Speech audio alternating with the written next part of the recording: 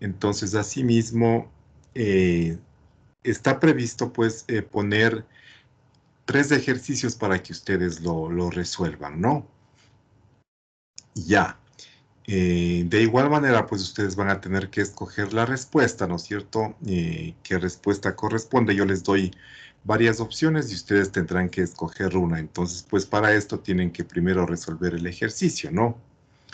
En ambos casos, tanto para el componente teórico como para el componente de ejercicios, ustedes tienen una sola opción, ¿no? Entonces, pues hay que leer bien la pregunta, hay que resolver detenidamente y ahí sí usted pues va a contestar, ¿no? Para que no se vaya a equivocar y después vaya a tener pues una nota baja, ¿no? Ya. ¿Qué más? Ya, entonces ya están, ¿no es cierto? En el aula virtual ya están los links de estos 2 cuestionarios.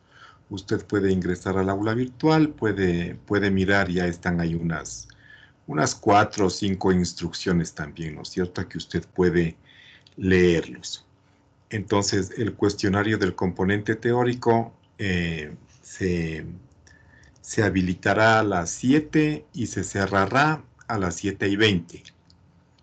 En tanto que del componente de ejercicio se habilitará a 7:20 y se cerrará a las 9 de la mañana, ¿no? Ya. ¿Tienen alguna pregunta respecto a la prueba de mañana, jóvenes? Inge, disculpe, Pero, ¿se puede navegar entre las preguntas? Escucho. Disculpe, ¿se puede navegar entre las preguntas? Se puede navegar entre las O preguntas. sea, ir adelante y atrás. O solo adelante. Me parece que sí se puede navegar, o sea, siempre y cuando usted no responda todavía, usted puede escoger, ¿no es cierto? Porque en la parte superior derecha, pues le sale una especie de una tablita, ¿no es cierto? Con las 10 preguntas, dice pregunta 1, pregunta 2, hasta la 10ª. Entonces usted puede picar, por ejemplo, la pregunta 8 y le sale la pregunta 8. Le pica la pregunta 1, le sale la pregunta 1. En ese sentido, sí puede ir hacia adelante o hacia atrás. Nuevamente, siempre y cuando pues no responda, ¿no? Porque si es que ya responde, pues ya así se ponga nuevamente en la pregunta, ya no lo podrá modificar la respuesta. Gracias, Inge. Ya. ¿Algo más, jóvenes? Otra niña también me parece que quería preguntar algo. no, profe, era lo mismo. Ya, listo. Ya, también, ¿no es cierto? Pues yo estaré conectado en el Teams mañana desde las 7 hasta las 9. Por si ustedes tienen alguna inquietud, por si se les presenta algún problema, alguna cosa que pueda suceder, ¿no es cierto? Ustedes pues no necesariamente tienen que estar conectados en el Teams. Esto un poco para evitar, ¿no es cierto?, que el sistema pues se vuelva muy pesado. Si quieren se conectan y si no pues simplemente ingresan al aula virtual y empiezan a resolver. Pero nuevamente, jóvenes, si tienen alguna inquietud, algún problema, alguna dificultad, se conectan al Teams y me comunican en ese momento, ¿no? Ya. Listo. Creo que eso sería todo, jóvenes, en cuanto a la prueba. También el día jueves, ¿no es cierto?, tenemos el laboratorio. En el laboratorio, pues vamos a hacer la práctica virtual que corresponde a la tabla periódica. Tiene la misma estructura de los laboratorios anteriores. Una primera parte en donde les van a dar una explicación, ¿no es cierto?, de los principales conceptos. Luego de esto tienen que, pues, trabajar en grupos y llenar esa hojita de trabajo. Finalmente tienen que resolver, ¿no es cierto?, este cuestionario sobre la práctica. Ya. Entonces, como les había dicho, ¿no es cierto?, pues dentro de la unidad de la tabla periódica está previsto revisar las diferentes propiedades periódicas de los elementos. como son, ¿no es cierto?, el radio atómico, el radio iónico, el volumen atómico, la electronegatividad, la afinidad electrónica, la energía de ionización, entre otras, ¿no? Y la reactividad también. Entonces, básicamente, en la práctica del jueves, las chicas del Centro de Química se van a dedicar la práctica, ¿no es cierto?, para revisar esta propiedad periódica de la reactividad, ¿ya? En eso se van a centrar ellas, en tanto que pues nosotros veremos el resto de propiedades químicas, ¿no? Las que faltan, menos la reactividad que ya vamos a ver el día jueves. Ya. Listo, jóvenes. ¿Algún voluntario o voluntaria para dar la lección de la clase anterior? Yo, profe. Karen Trujillo. Karen Trujillo. Ajá. Ya, muy bien.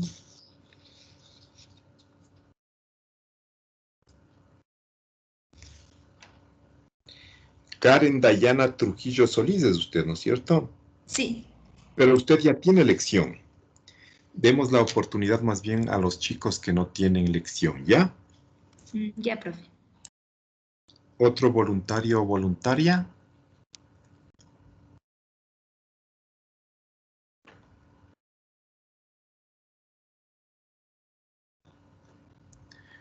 ¿Nadie se anima?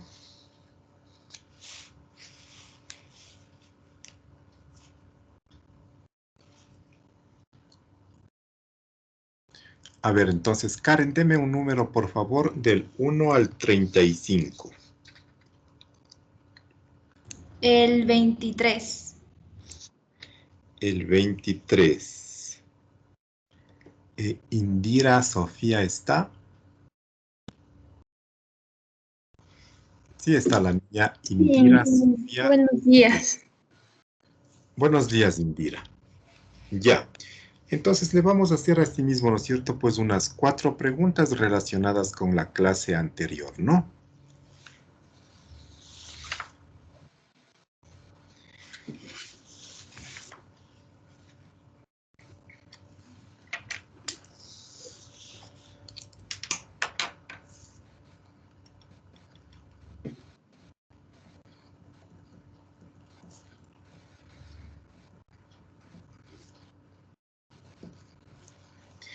A ver, Indira, la primera pregunta. ¿De qué dependen básicamente las propiedades de los elementos químicos?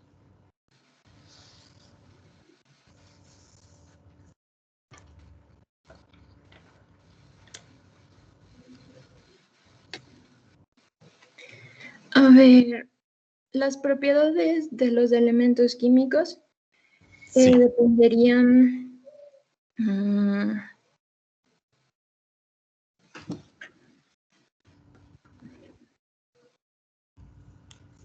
¿De qué dependerá?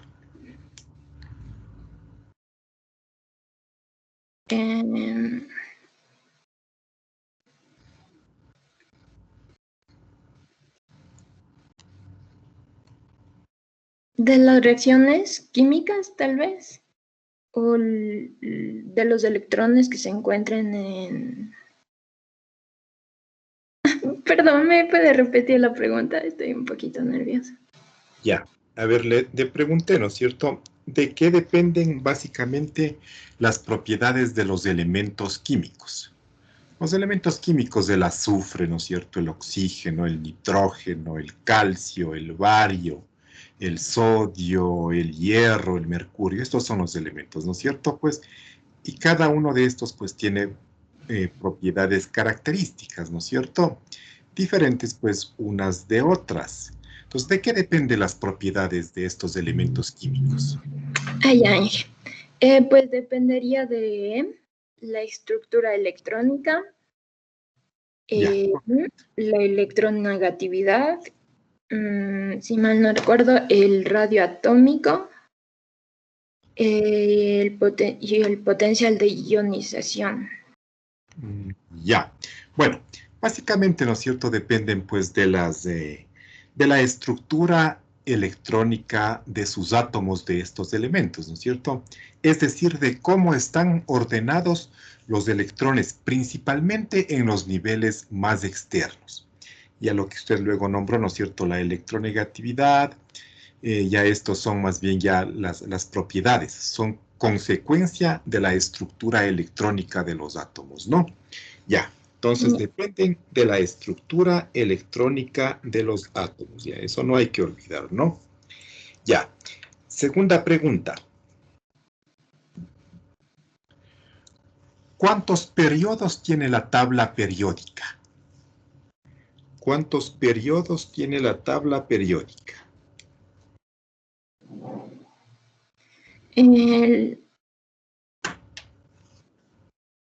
¿Cuántos periodos tiene la tabla periódica? Sí, ¿cuántos periodos tiene la tabla periódica? Serían 7 periodos. Ya, tiene 7 periodos. Muy bien. ¿Y qué me indica el número de periodo en la tabla periódica? El número de periodos indica...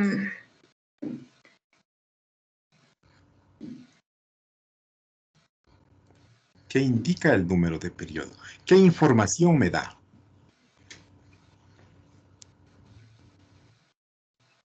¿Las familias serían? Las familias que... A ver.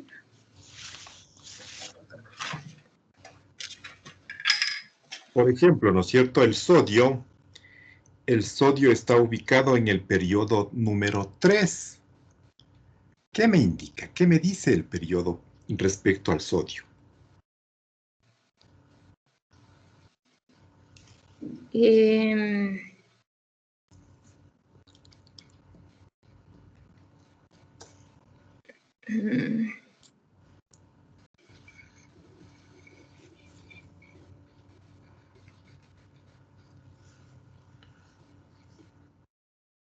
¿No? No hice. Ya. Me indica, dijimos, ¿no es cierto?, el número de niveles de energía principal que tiene cada uno de los elementos que pertenecen a ese periodo. Entonces, el sodio, pues en este caso, al estar en el periodo 3, tiene 3 niveles de energía principal, ¿no? Y justamente, pues por eso son 7 periodos en la tabla periódica, y esto asociamos pues rápidamente, ¿no es cierto?, con los niveles de energía principal, con el número cuántico principal, que recuerde también toma valores, más bien dicho, del 1 al 7, ¿no? Ya. Tercera pregunta, Indira.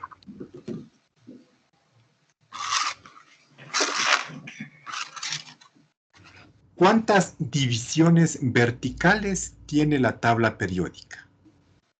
¿Cuántas divisiones verticales o columnas tiene la tabla periódica? 18, Inge. 18, muy bien. Ya. Y dijimos, ¿no es cierto? Bueno, en estas divisiones verticales pues se encuentran ubicados los grupos o familias. Y dijimos, ¿verdad?, que los grupos o familias se identifican con los números del 1 al 8 y seguido de las letras mayúsculas A o B. ¿Qué significado tiene la letra mayúscula A? ¿Qué son alcalinos? Ya los alcalinos son una parte, ¿no es cierto?, de los grupos o familias A. Pero ¿para qué más qué más significa esta letra A?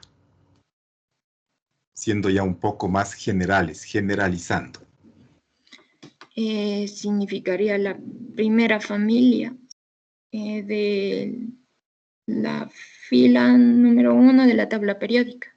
Ya, pero también la columna número 2, ¿no es cierto?, corresponde a la letra A, también la 3, la 4, la 5, la 6, la 7, así.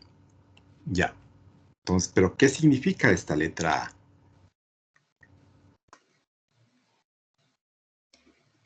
La letra A sería que significa las familias principales. Ya, las familias principales o más comunes. ¿Y en qué subniveles terminan estos elementos de estos grupos A? Sería el subnivel S y el P. Ya, en el subnivel S y en el subnivel P.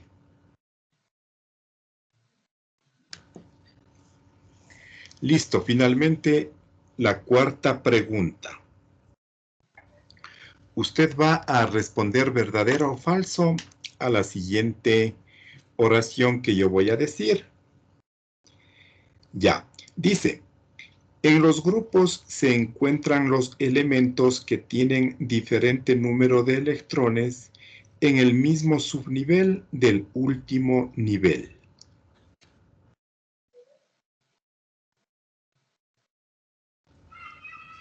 Inge, por favor, ¿me puede repetir, por favor?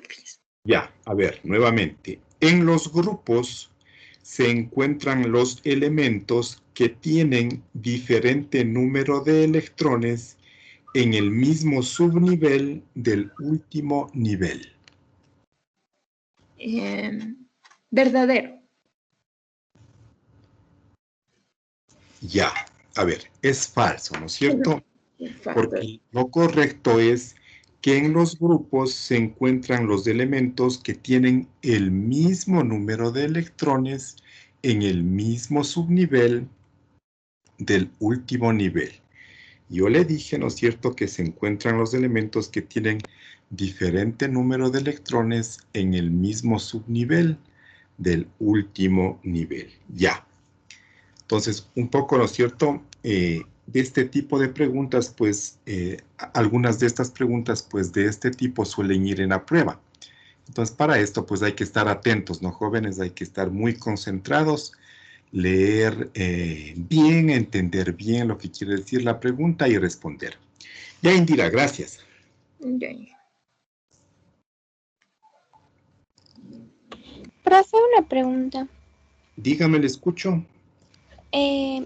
Si yo quisiera dar para recuperar esto, ¿podría estas lecciones?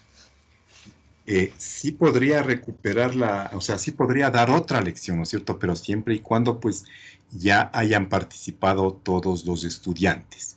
Ya.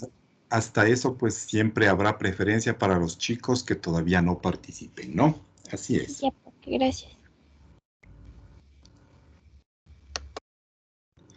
Ya. Ya, jóvenes, entonces, pues, avancemos, ¿no es cierto? Sigamos avanzando,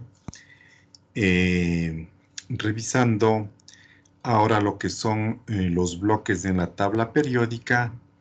Veremos también lo que es la carga nuclear efectiva, ¿no es cierto? La importancia de esta propiedad conocida como carga nuclear efectiva, ¿ya? Entonces, de igual forma, pues, les voy a compartir unas diapositivas y posterior a esto, pues, vamos a hacer ya los últimos ejercicios que corresponden a la unidad 1, pues, con lo cual quedaremos ya listos para dar la prueba mañana, ¿no?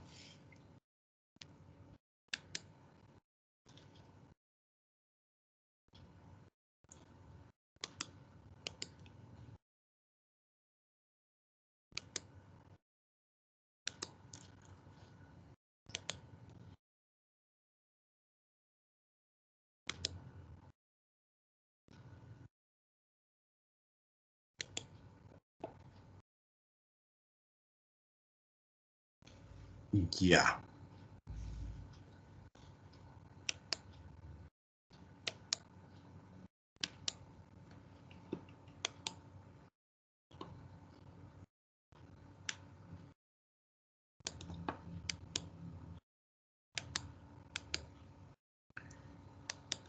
Ya, entonces, ¿no es cierto? Ya revisamos lo que son los periodos, lo que son los grupos.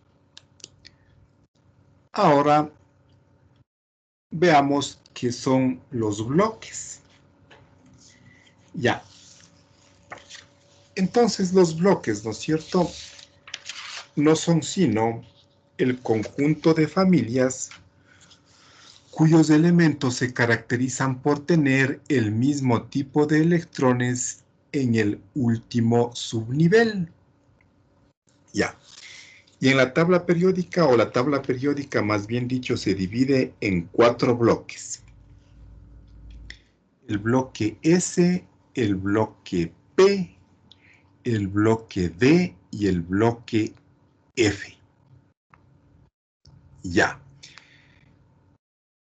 Entonces, estos bloques, ¿no es cierto?, nos muestran pues algo particular, algo muy interesante. Miren, el bloque S, ¿no es cierto?, está formado por 2 grupos, los alcalinos y los alcalinoterrios. Ya, es decir, 2 grupos. Y si nosotros recordamos, ¿no es cierto?, en el subnivel S máximo caben 2 electrones. Entonces esto pues está asociado, ¿no es cierto?, con el número de grupos en el bloque S. Vamos al bloque P. El bloque P, ¿no es cierto?, recordemos ahora el subnivel P. El subnivel P está formado por 3 orbitales, el PX, el PY y el PZ. En cada uno de estos orbitales caben máximo 2 electrones. Entonces 2 por 3, 6. 6 electrones caben como máximo en el subnivel P. Y por tanto también tenemos, miren, 6 grupos o familias que conforman este bloque P. Y así, ¿no? De igual manera, pues para el bloque D, 5 orbitales, 5 por 2, 10 electrones caben como máximo en el subnivel D. Y tenemos, miren, 2, 4, 6, 8, 10 grupos que conforman, ¿no es cierto?, este bloque D. Ya. Y este bloque F, ¿no es cierto?, corresponde o pertenecen a este grupo de elementos que se les conoce como las tierras raras. Está formado, ¿no es cierto?, pues por 2 filas horizontales. Ya a la primera fila se le conoce como la serie lantánida, y a la segunda fila la serie actínida, ¿no? Ya. Entonces, la lantánida pues corresponde al periodo 6 y la actínida al periodo 7. Ya. Esto en cuanto, ¿no es cierto?, a lo más importante de los bloques, de los grupos y de los periodos de la tabla periódica. Ya. Ahora vamos a ver, ¿no es cierto?, vamos a aprender pues unas 3 reglas que nos van a permitir ubicar de manera correcta a un elemento en la tabla periódica, ¿no? Es decir, encontrar su periodo, encontrar su grupo y encontrar el bloque al cual pertenece. ¿Ya? Entonces, lo primero, ¿no es cierto? Lo primero que debemos conocer de un elemento para encontrar su ubicación en la tabla periódica es su número atómico. Ya. Con el número atómico conocido, pues, ¿no es cierto?, fácilmente nosotros podemos establecer la configuración electrónica. Ya. Y una vez establecido la configuración electrónica, pues ahora sí vamos a poder ubicar el bloque, el periodo y el grupo. Ya. Entonces, primero, ¿cómo ubicamos el periodo? El periodo viene dado por el mayor valor de n, ¿no es cierto?, que está pues en la configuración electrónica. Nuevamente recordemos, ¿no es cierto?, que el periodo toma valores del 1 al 7, los mismos valores que el número cuántico principal. ¿Por qué? Porque me indica pues los niveles de energía que tienen todos los elementos que pertenecen a ese periodo. Ya, entonces facilito, ¿no es cierto? El periodo. Ahora el bloque. El bloque viene dado por el tipo de electrones que tiene el elemento en su último subnivel. Y nuevamente, ¿no es cierto? Puede ser bloque S, P, D o F. Ya. Entonces ya está periodo, ya está bloque, falta grupo o familia. Entonces, para el grupo, ¿no es cierto? Tenemos dos opciones. Primero, para los elementos de los grupos A, ¿no es cierto? Es decir, los bloques S y P, viene dado por el número total de electrones en el último nivel. Ya. La segunda opción, ¿no es cierto? Es para los elementos de los grupos o del grupo B, de los grupos B, es decir, los que se encuentran en el bloque D, se establece de acuerdo a la configuración electrónica del último o de los dos últimos subniveles, de la siguiente manera. De acuerdo a esa tablita, ¿no? Entonces, si la configuración electrónica del elemento termina en D1, pues pertenece al grupo 3B. Si termina en D2, pues pertenece al 4B. Y así, ¿no? Si termina en S2, D5 al 7B, si termina en D6 al 8B, si termina en S1, D10 al 1B, y si termina en S2, D10 al 2B. ¿Ya? De acuerdo a esto, entonces, pues, vamos a encontrar el grupo al cual pertenece un determinado elemento, ¿no?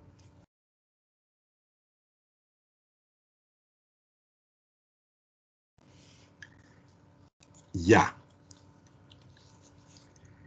Listo. Ahora, como les decía, pues vamos a ver de qué se trata esto de la carga nuclear efectiva, que se simboliza con la letra mayúscula Z y EF minúsculas, ¿no?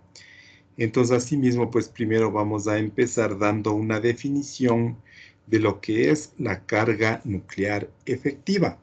Ya. Y la carga nuclear efectiva, pues, es la fuerza real que ejerce el núcleo sobre un electrón en particular. ¿Ya? Eso es la definición, ¿no?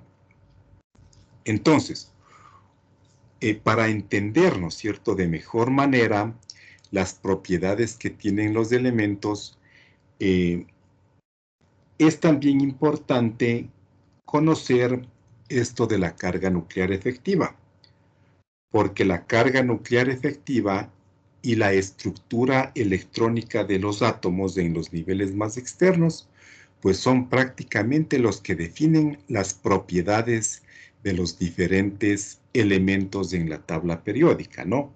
Entonces, miren, no solo ha sido la configuración electrónica, sino también ha sido la carga nuclear efectiva. Estas dos propiedades, entonces, pues son las que definen las diferentes propiedades que tienen los átomos de un elemento en particular, ¿no? Ya.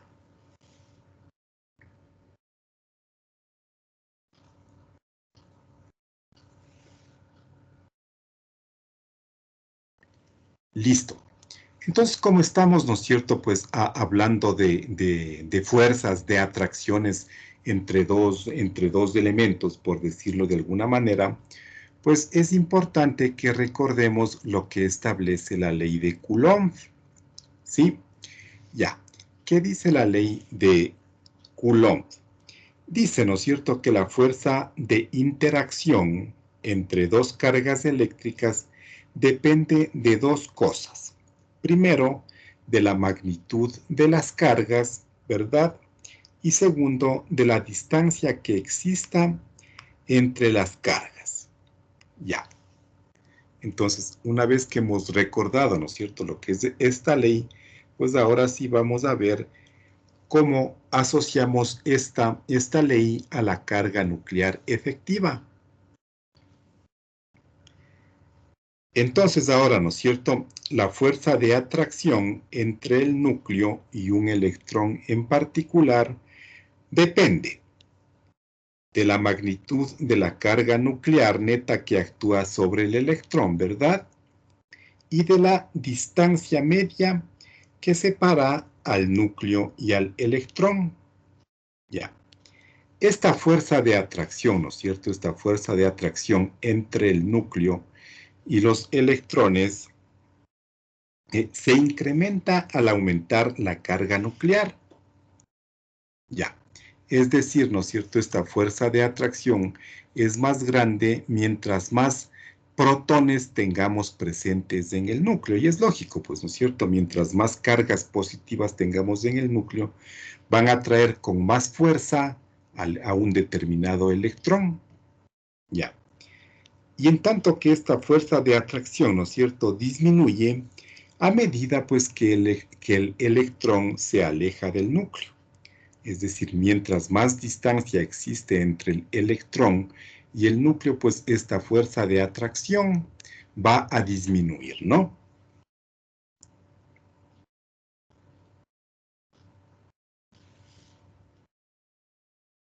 Ya.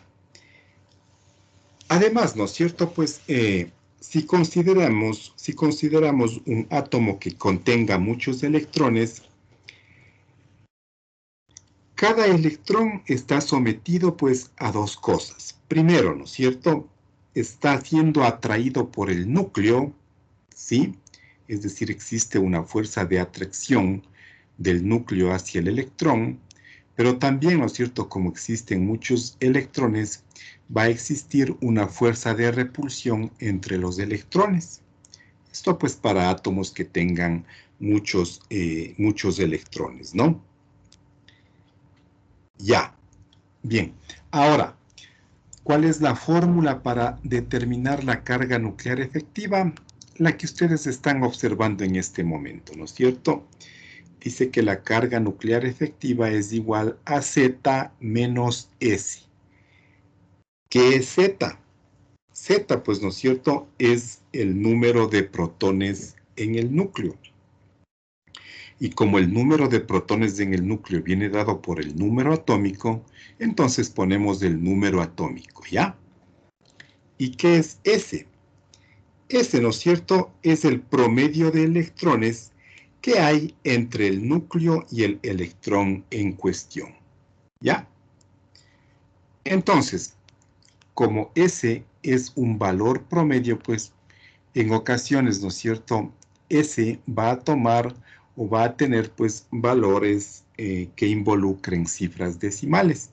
No necesariamente serán números enteros. Y bueno, existen una serie de reglas, de principios, ¿no es cierto?, que se deben tomar en cuenta para determinar este número, este valor S, ¿no es cierto?, este valor promedio de electrones entre el núcleo y el electrón en cuestión. En todo caso, pues nosotros simplemente vamos a estimar.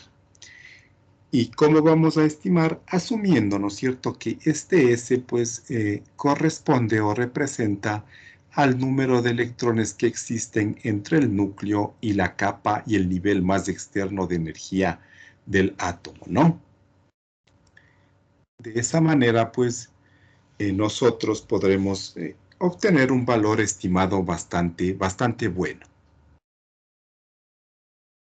Ya. Entonces aquí tenemos, ¿no es cierto?, pues un ejemplo de cómo estimar la carga nuclear efectiva para el átomo de magnesio, ¿no es cierto? Vamos a estimar cuál es esta fuerza que están experimentando los electrones del último nivel del átomo de magnesio. Ya. Entonces, lo primero que se tiene que hacer, pues, es, ¿no es cierto?, ubicar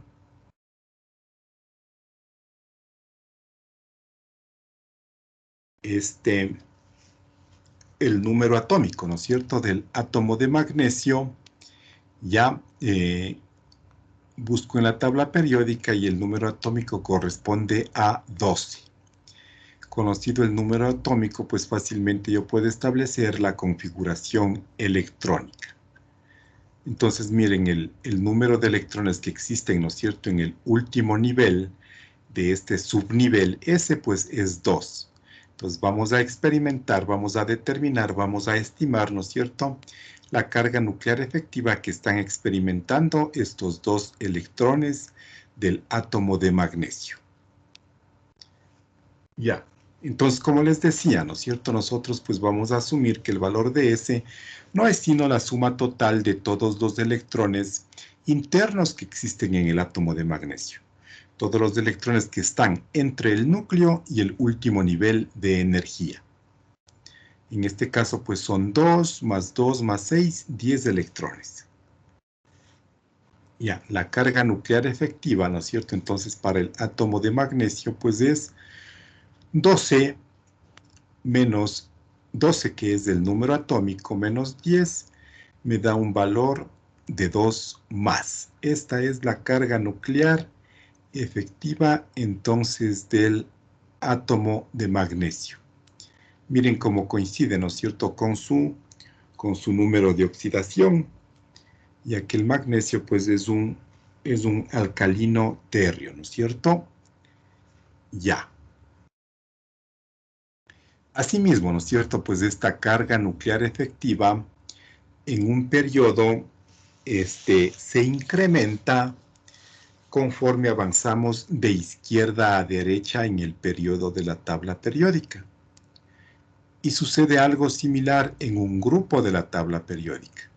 Se incrementa, aunque ligeramente, ¿no es cierto?, conforme avanzamos, pues, de arriba hacia abajo en un grupo o familia de la tabla periódica, ¿no?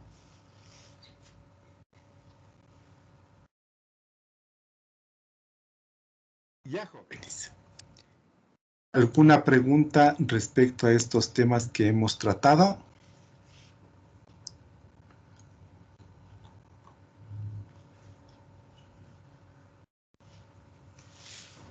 Profe, Sí, yo no le vi. Desde que dice el centro interno, no solo debería coger el 2 y el 6, eso no le comprendí muy bien. en el ejemplo, Sí, profe. sí. O sea, como le decía, ¿no es cierto? El valor de S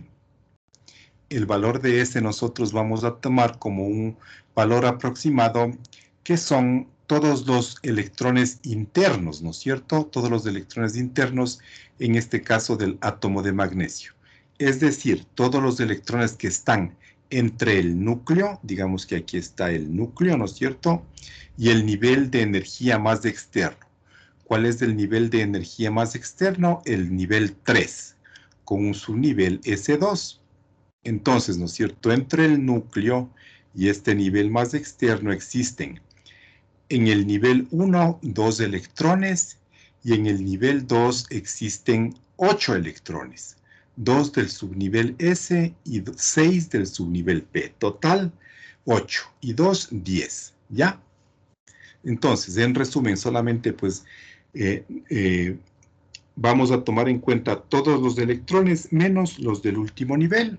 Así sería en otras palabras. No sé si está más claro. Sí, profe, muchas gracias. Ya. ¿Algo más, jóvenes?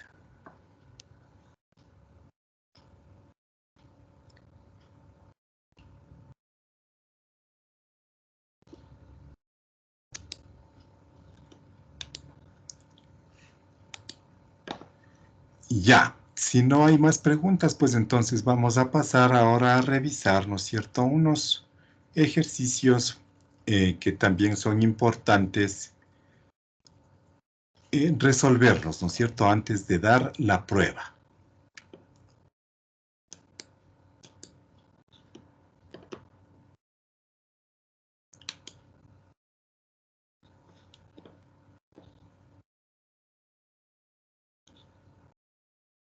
Ya. Bueno, entonces, ¿no es cierto?, la clase pues anterior hicimos, me parece que el ejercicio 7, ¿verdad? En todo caso, pues estos ejercicios, ¿no es cierto?, el 6, 7 y 8, tratan sobre encontrar la fórmula empírica o la fórmula mínima, ya a partir, ¿no es cierto?, pues de cierta información que nos dan de determinados experimentos que se han realizado sobre esa muestra, pues, y tomando cantidades diferentes de muestra. Por esta razón, pues yo les decía que en este punto es importante más bien determinar primero la composición, ¿no es cierto?, de cada uno de los elementos en el compuesto, un poco para no equivocarnos, ¿no es cierto?, para construir con mayor facilidad la tablita para encontrar pues la fórmula empírica o la fórmula mínima, ¿no? Ya. Listo. Ahora hagamos, ¿no es cierto?, ejercicios de composición que no involucran, ¿no es cierto?, a encontrar fórmulas mínimas, sino más bien pues ya nos dan la fórmula y lo que nos piden pues es determinar el porcentaje pues de un elemento o de un compuesto en una muestra, ¿no es cierto? Ya, hagamos el del arsénico, el 11, jóvenes.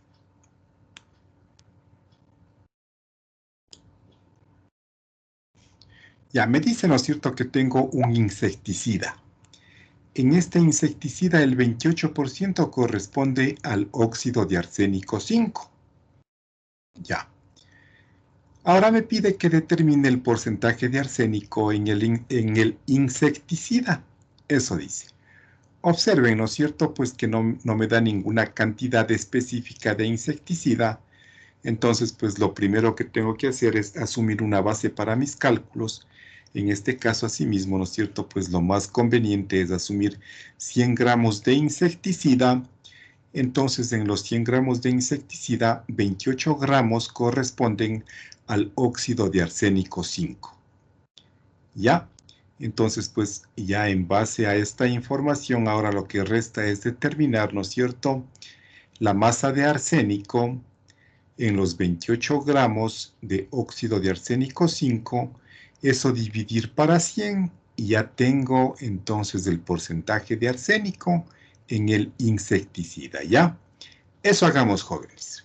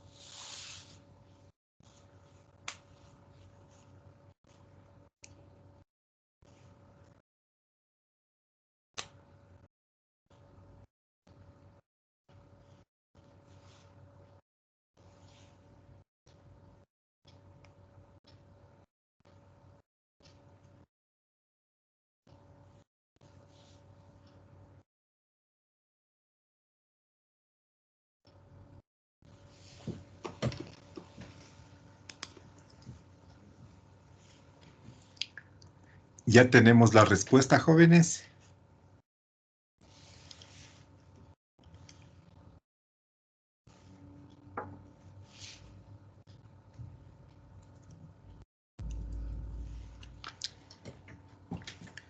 Está muy difícil.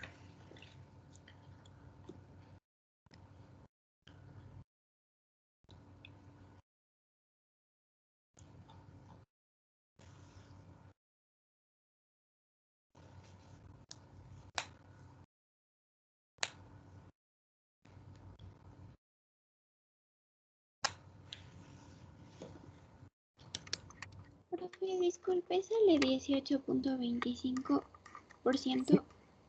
Sí, eso sale. 18,25% de arsénico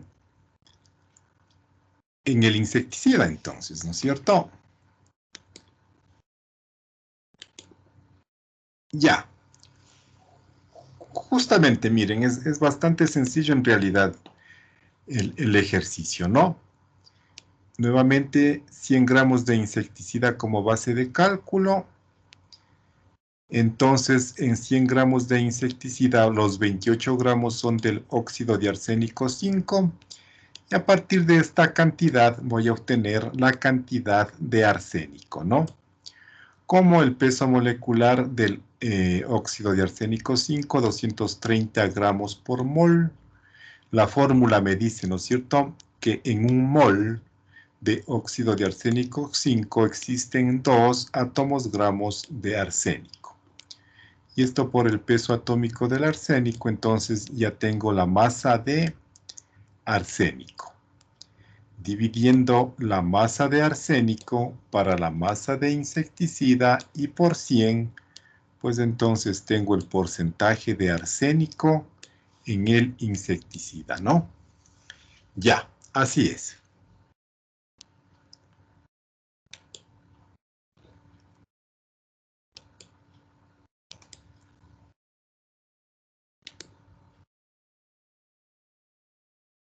Hagamos el 13, jóvenes. Me da 3 minerales, ¿no es cierto? La cuprita, que no es sino pues el óxido de cobre 1, la pirita de cobre, ¿sí?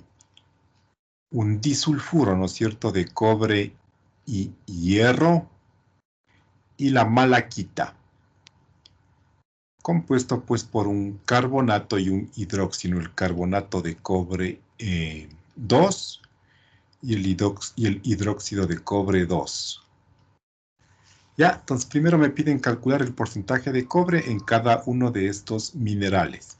¿Cómo lo hacemos? Aplicando la fórmula que ya conocemos, ¿no es cierto? Porcentaje de un elemento en un compuesto es igual al número de átomos del elemento en el compuesto por el peso atómico del elemento y dividido por el peso molecular del compuesto, y todo esto por 100. Fácil, ¿verdad? Pero además me pide determinar para obtener 500 gramos de cobre, ¿cuántos kilogramos de cuprita necesito? Ya, hagamos ese, jóvenes.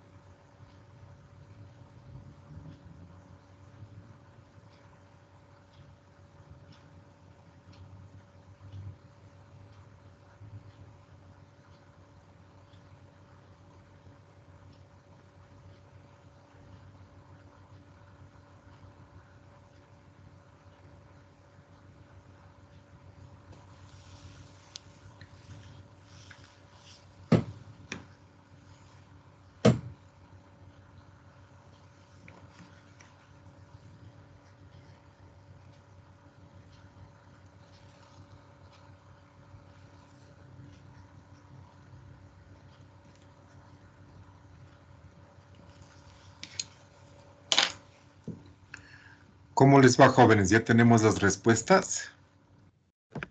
Profe, yo saqué de la cuprita 88.88, Ya, muy de la bien. pinita 34.78 Ya, muy y de bien. la última, ¿cómo era? Es- 57.65. sí. Ujú.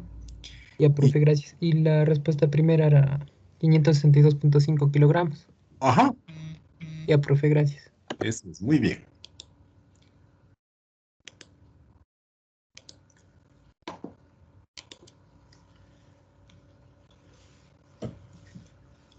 Ya, entonces, aquí está, ¿no es cierto, jóvenes? Simplemente aplicar la fórmula, ¿verdad? Porcentaje de cobre en el... A ver, los minerales son cuprita, pirita de cobre y malaquita, dice, ¿no es cierto? Ya.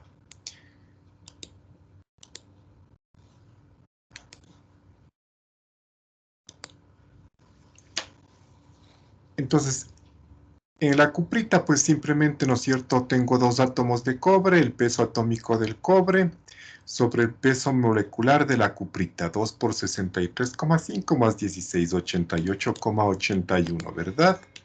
Aquí está, ¿ya?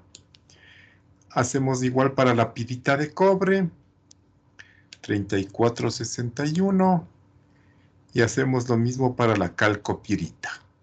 2 átomos de cobre, peso molecular del cobre, peso molecular del compuesto. 123,5 el carbonato de cobre 2 y 97,5 el hidróxido de cobre 2, 57,47.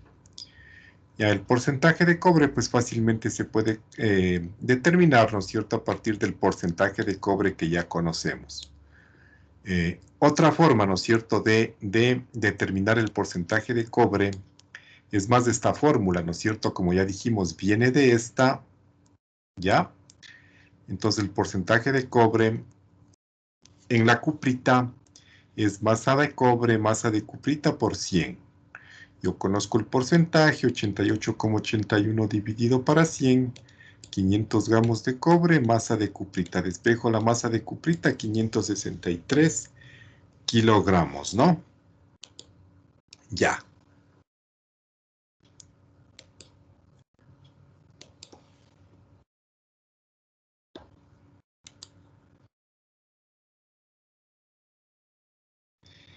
Ya. El 17 es muy interesante, jóvenes.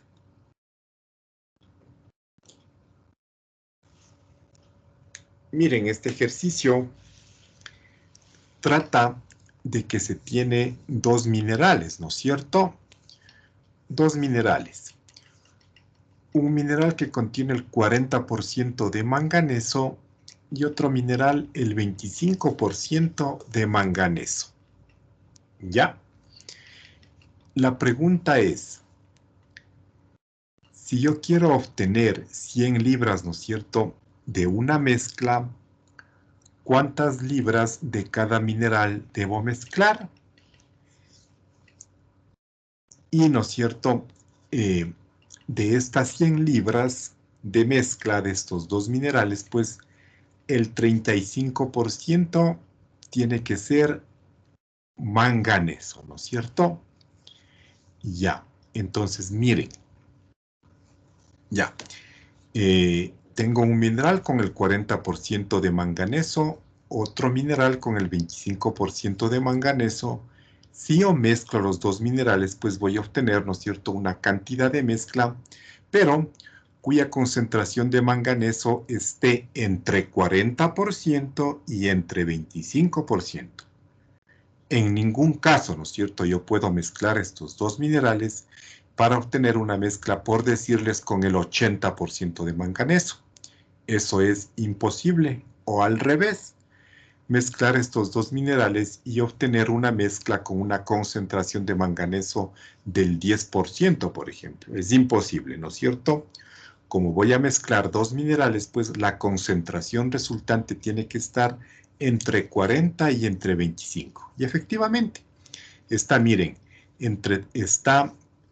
más bien dicho, piden que la mezcla contenga el 35%. Entonces está bien planteado el ejercicio, ¿no es cierto? Ya. Y además, miren, ¿no es cierto? El 35 está más cerca al 40 que al 25. Entonces, ¿no es cierto? La cantidad del mineral que contiene el 40% debe ser mayor respecto a la cantidad del mineral del 25%. Porque el 35 nuevamente está más cerca del 40 que del 25, ¿no?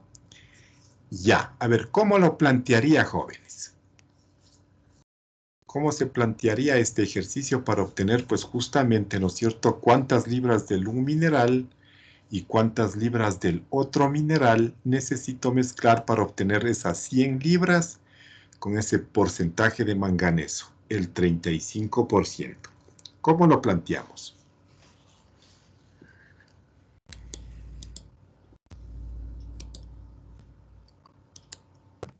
Profe, sería usar la fórmula de la composición porcentual, tanto para el 40% y para el 50%.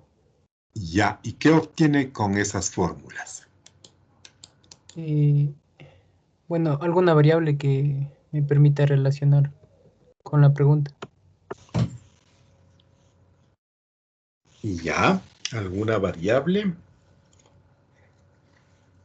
Recuerde que justamente, ¿no es cierto?, las variables que estamos buscando, pues son la masa del un mineral, llamemos mineral 1 y mineral 2, ¿no es cierto? La masa 1 y la masa 2.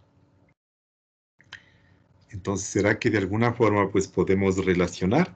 Además, usted se refiere utilizar, ¿no es cierto? La fórmula me dice, en este caso sería porcentaje de manganeso es igual al número de átomos de manganeso por el peso atómico del manganeso sobre el peso molecular del compuesto y por 100. ¿A esa fórmula se refiere? Ajá, Ya. Pero recuerde, ¿no es cierto?, que no conocemos las fórmulas. ¿Sí? Simplemente me dice pues que tengo un mineral de esa concentración de manganeso y tengo otro mineral con esta otra concentración de manganeso. Entonces, fórmulas no conozco. Entonces, el peso molecular del compuesto, pues no lo puedo obtener, ¿verdad? Ya, ¿cuál sería otra forma entonces? ¿Puedo asumir las masas? No puede asumir las masas porque ya le está dando una masa definida de la mezcla, 100 libras. Entonces debe mezclar una masa M1 más una masa M2 para que le dé 100 libras. Entonces, pues ya no es lógico, ¿no es cierto?, asumir ya, pues, una masa, si justamente eso es lo que estoy buscando. Ujú. Me refiero en los primeros dos datos, o sea que en un compuesto que contiene manganeso, el 40% de ese compuesto está de manganeso, entonces si yo asumo tendré una masa o también se limita por estas 100 libras. Está limitado por las 100 libras. Esa es ya una limitante. Estas 100 libras, pues ya no me permite a mí asumir una base de cálculo, asumir una masa. Ya no puedo. Ajá.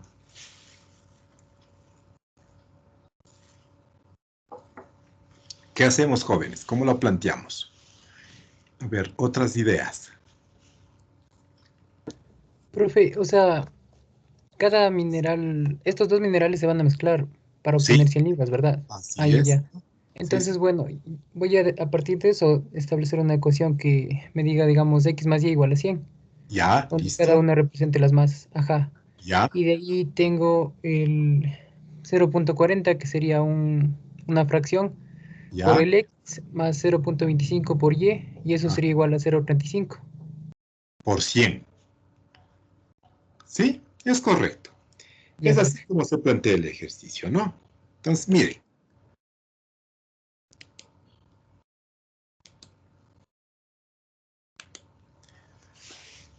Ya. Entonces, miren, ¿no es cierto? Tengo dos minerales, este mineral en azul y este mineral en amarillo, ¿ya? en azul le voy a llamar mineral 1 y tiene el 40% de manganeso, el amarillo mineral 2, el 25% de manganeso. La idea es mezclar una cantidad del uno con la otra cantidad del otro y tener 100 libras, ¿no es cierto?, de mezcla que tenga esta concentración de manganeso, 35%, ¿ya? Entonces, lo que dice el compañero, ¿no es cierto?, establezco un sistema de ecuaciones. Entonces, primero, M1 más M2 es igual a 100 libras. ¿Ya? Esto para el mineral, ¿no es cierto? Pues la cantidad de este mineral 1 más la cantidad de este mineral 2 me tiene que dar 100. Ya. La condición, pues, ya sabemos, ¿no es cierto? La cantidad del mineral 1 tiene que ser mayor a la cantidad del mineral 2, ya que el 35% está bastante cerca del 40%. Y la otra ecuación, ¿de dónde me saco? Sumando las cantidades de manganeso, ¿no es cierto? ¿Qué cantidad de manganeso tengo en el mineral 1? 0,4 por M1. Más la cantidad de manganeso en el mineral 2, 0,25 por M2. Tiene que ser igual a la cantidad de manganeso en la mezcla. ¿Cuál es la cantidad de manganeso en la mezcla? 0,35 por 100. ¿Ya? Entonces, mire, ya tengo un sistema de dos ecuaciones con dos incógnitas, M1 y M2. Resolviendo pues este sistema de ecuaciones, ¿no es cierto?, me da que M1 sale 66,67 libras y M2 33,33. Y efectivamente, miren cómo se cumple la relación que establecimos al principio. M1 es mayor que M2, 66 es mayor que 33. Ya, jóvenes, así es el ejercicio, ¿no? ¿Tienen alguna pregunta, alguna duda, algún comentario?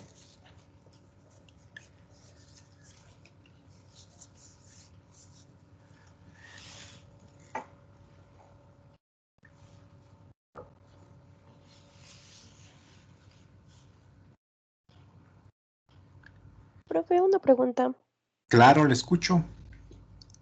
¿Cómo se sacó el M2 si no tenemos el M1 o el M1? Si no tenemos el M2.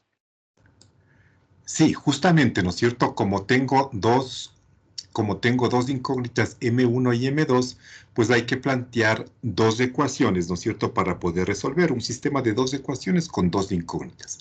La una es esta, ¿no es cierto? M1 más M2 es igual a 100, y la otra es esta. 0,4 M1 más 0,25 M2 es igual a 35. ¿Ya? Entonces ahí tengo una ecuación y otra ecuación. Estas dos ecuaciones, pues evidentemente, ¿no es cierto?, como podemos observar, son independientes la una de la otra, es decir, son diferentes, ¿verdad? Miren, son muy diferentes. Evidentemente, pues están involucrados dos incógnitas, M1 y M2, pero son independientes la una de la otra.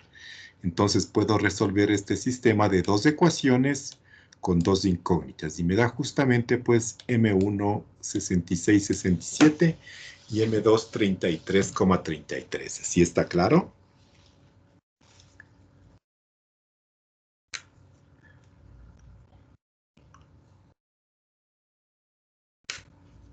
Gracias. ¿Ya? ¿Algo más, jóvenes?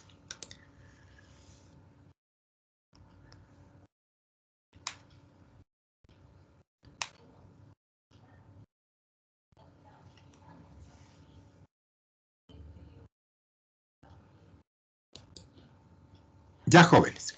Entonces nos vemos hoy a la 1 de la tarde, ¿no es cierto?, para recibir la explicación por parte de Andrea. Nuevamente la práctica que vamos a hacer el día jueves corresponde a la tabla periódica, ¿no?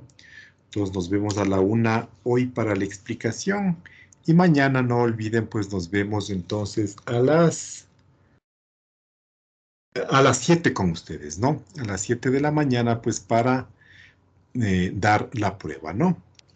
Ya, jóvenes, eso sería todo por hoy. Que tengan un buen día y nos vemos a la 1 de la tarde, ¿no? Ok, muchas gracias. Hasta luego, profe.